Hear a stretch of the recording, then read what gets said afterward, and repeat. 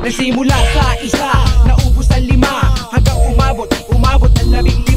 Pagdating ng 20, hindi na makatayo. Busog na busog, lubog na sa pagkaupo. Yan na nga ba sinasabi, hindi naman babae. Pero may mga training nila sa Cheers pare. Ano tawag doon? Conflict o stress management. Kasi siyempre puro problema yung ilalatag sa'yo. Kung may problema ka sa bahay, harapin mo, mumurahin ka agad. Ganun talaga. Kasi para siyang exam ng LTAP eh, pag kukuha ka ng bahay. Puro psychological. Psychological. Anong gagawin mo kung may naririnig ka na boses, may narinig ka bang boses, parang tatanungin ka kung okay. So more on examination. May mga... Exam yung yung pag-test nila. O Hindi, sa interview na alamin yun. Pero yung exam na gano'n, wala naman. I-shot mo. so hindi kayo parang pagka-hired ka na, hindi na kayo sasabak sa training or Ay, meron pa, may training. Tapos ipapakilala sa iyo yung yung produkto niya eh. Wala naman eh. Tsaka yung pag-handle nung meron din. Tapos yun nga, kailangan mga ba talaga pasensya mo. Tabi! Doon talaga yun eh, binabayaran ka doon para sumalo ng galit ng kliyente, ng customer. Yun talaga. Yung tipong walang dahilan, no? Puta galit na siya. Oo, gano'n. Dami ka sa problema niya. Yun ang bayad sa'yo eh. Tagasalo ko lang talaga. Worth it naman yung pasahod para sa Ay, oo. pagsalo ng problema. Oo, so, worth it siya kasi yung mga kabatch ko nasa grocery store, ang sahod nila, pang sarili lang eh. Nakatira pa sila sa magulang nila, kulang pa yung kinikita nila. Isa pa lang girlfriend nila nun. Tol. May bisyo nila, alak Kung tatlong girlfriend, ilan dapat? Pwede na sa call center yun. Hindi naman. Mga dalawa lang. Nasa podcast nga pala ako. Siguro, Siguro. Hindi, pero baba kasi, halimbawa na lang, ayoko magsabi ng ng mga grocery na alam mo lang, mga sikat ngayon. Mababa ng sahod nila dyan. Kasi pa-epal ako eh. Yun yung natutunan ko ng call center. Halimbawa, nag-grocery kami. Nakashare na eh. Pinapunch na yung Ate, ilan taon ka na? Saan ka nag-aral? Ganito. Magkano? Ano mo? Kaya sabi na, nagugulat ako. Ang baba talaga. Paano nakabubuhay? Underpaid talaga, no? Oo. Yung pagod pa, tas yung oras na, no? Nakatayo pa. Hirap na hirap. Tapos samantalang halimbawa ako, nakaupo ako doon. Ay, paglukuhan niya ako sa customer ko. Malaki yung gap eh. Kaya, kung worth it, okay siya eh. Kumpara dun sa mga... Parang naglalaro ka lang. Parang gano'n. Ikaw, parang yung ginagawa mo eh. Actually, siguro alam din ako eh. Kasi, ang... Sanay ka sa trust to, okay. Puro ka lang dyan. Parang di ba nga sabi, pag nagkasakit na ako, hindi rin ako maman. Pero binibigay ko naman yung trabaho inaasahan nila sa akin. Binabayaran niyo ako eh. Oo, binabayaran niyo ako para dito eh. Gagawin ko yan. Na di-deliver mo yung Oo. Excuse me lang pare ha. expectation nila. Yun lang yun eh.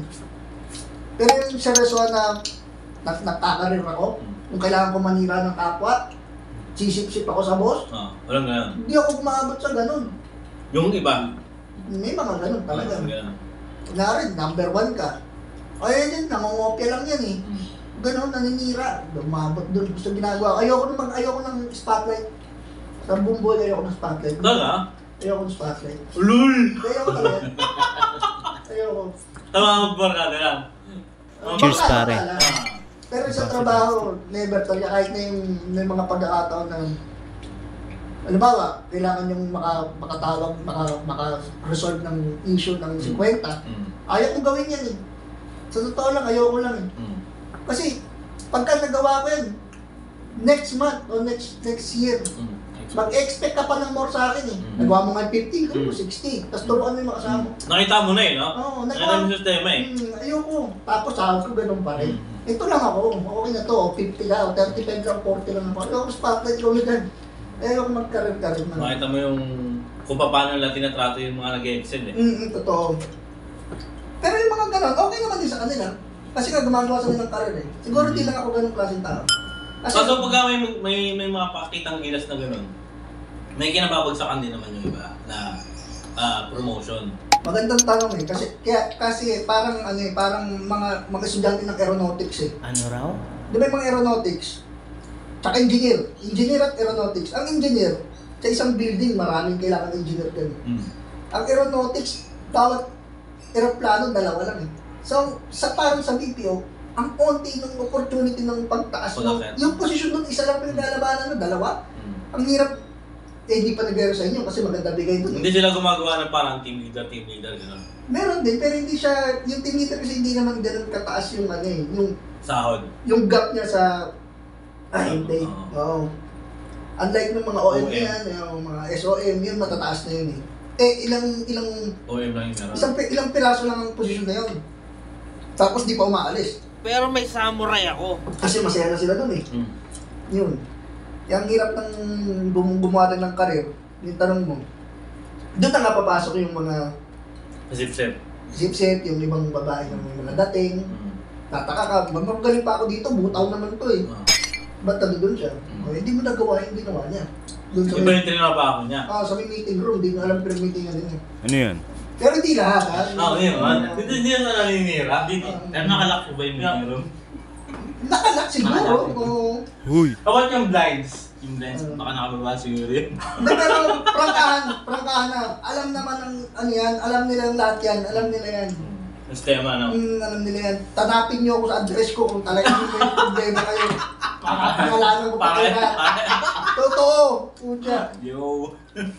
Alam mo kasi pare, Hindi, alam mo yun eh. Kahit naman saan talaga eh. alam ko yun. Pero again nga, hindi lang sa BPO. Nangyari din sa ibang industriya yan.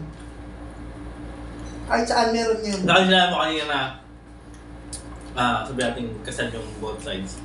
Pero pagdating doon sa same building nila, magjowa sila. Kilala silang magjowa. Oo, pero pamilyado parehas yun. Oo, gano'n. Ang sarap ng gano'ng eksena.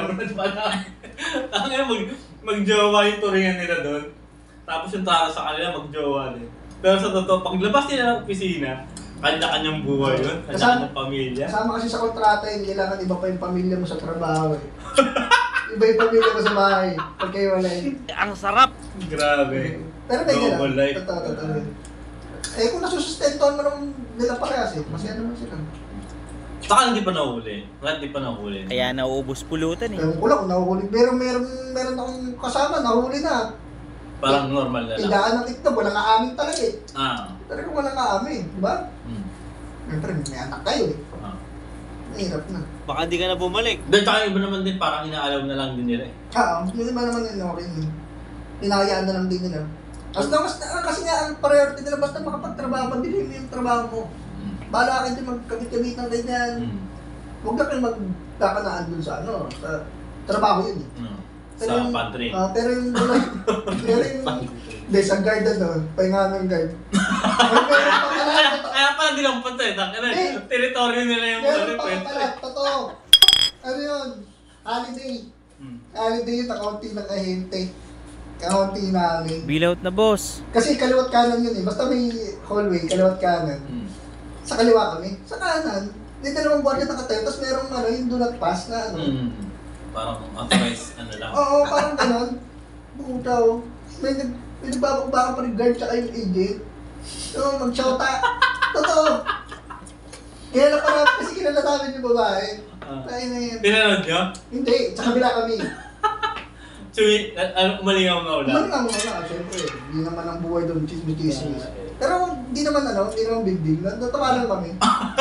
Kaya so, may guard agent pala dito ang relationship. May mga guard. Kadalasan yung mga guard, matutulog siya. Kaya dapat yung guard hindi basta sino-sino yun. Hindi masyadong sino-sino yung mga yan Depende pa rin sa tao eh. Kasi parang halimbawa nga yung tropa mo, nagda-drugs. Yung nanay mo naman, sinabi dun sa barkada, layuan yung anak ko. Sabihin naman ng lalaki, ba't lumalayo ko yung anak mo yung lapit sa akin, so nasa tao pa rin. I love you pare, I love you. Ay, sumama ako yung barkada ko yung... Generous lang siya, no? Siguro. Bigyan niya lang. Siguro nagkap-kap lang. Nagkap lang. Yung batuta. Nakapa, oo. Tayo ko nakuha lang dito eh. Papala ko sila dito. Wala naman ito sila papala eh. So yung pinaka breaking point mo o yung parang na-reach na yung boiling point mo is dun sa Breton. Yun lang.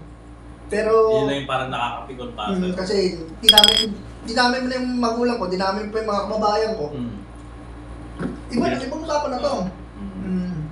Nang wala ka tayo dahilan. Hindi pa naman siya nagsasabi ng kung anong tulong ang kailangan mo eh. Basta pag sagot niya, mura agad.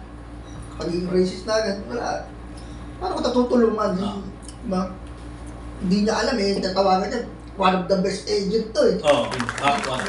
Top one ako eh, doon sa dulo eh. Parang ko eh. Hindi na alam ko. Nasabihin ko lang sa kanya eh. Tawag ka ulit 24 hours. Mag-update ako sa uwi na ako doon eh. 24 hours. Nagyayari yun eh. Biyay pa ako eh. Nagkaganon, yung diyari hindi kaya itong ahente yung customer. Minsan pipitikin yung dial tone, papuputol. Yung iba, gagawa ng kwento kasi pero matatrack ng opisina yun, di ba? Matatrack? Magdadahilan ka na lang naputol kasi pa ako po eh. Yung yung ether cable eh. Oo. Napindot ko eh. Pero alam na nila yun. Sugal mo na yun. Kaya ang dapat totropahin mo doon, ako tiyotrop ako yung mga QA. Kasi sa buong parang monthly, nag-check sila ng 3 ata hanggang 4 na interaction. Pag na-chambahan yun, tropa mo. I-buy niya. Tatanggalin niya yung kupal move na call mo. Talaga? Papalitan niya yung tropa mo. Ikaw kung mga gagawin niyo. Pero marami rin siguro nasisibak doon. Marami, oo. Kasi alam din ng management na tinatropa nila. So, sabihin ako, tiyotrop ako lagi. Ano? QA, kapainom ko. Ano kasi yun ang buhay mo eh. Excuse me lang pare ha. Dalawa lang ang buhay mo din lagi. Ako, yung gwardiya. Una number 1 gwardiya. Time in, time out. Hindi naman, yung gwardiya kasi yan yung I love you pare, I love you. Nagtatakas kasi ako ng mga mouse eh. Kapag ka medyo dikit-dikit ka, hindi ka na. Talaga? Kasi tropa ka. Pero alam niya na may... Hindi alam. Yung parang kukunin mo yung objective, alam. Sige na. Hindi ka na gagawin. Hindi na ako buhay ko yung gwardiya. Tsaka nakabantay sa kotse ko. Buhay ako dyan. Nandiyan na ba si TL, si boss, ganyan. Nandiyan na. Tatakbo, wala pa. Sige, yosin mo na ako. Number 2, yung QA. Yan. Kahit na medyo hindi kayo close ni TL, kung si QA naman, sinumbong ka doon. Wala. Kaya ni QA yan, ako yung papasok kay boss. Yun. Ako yung dalawang Wala ka naman plano umalis pa. Hindi naman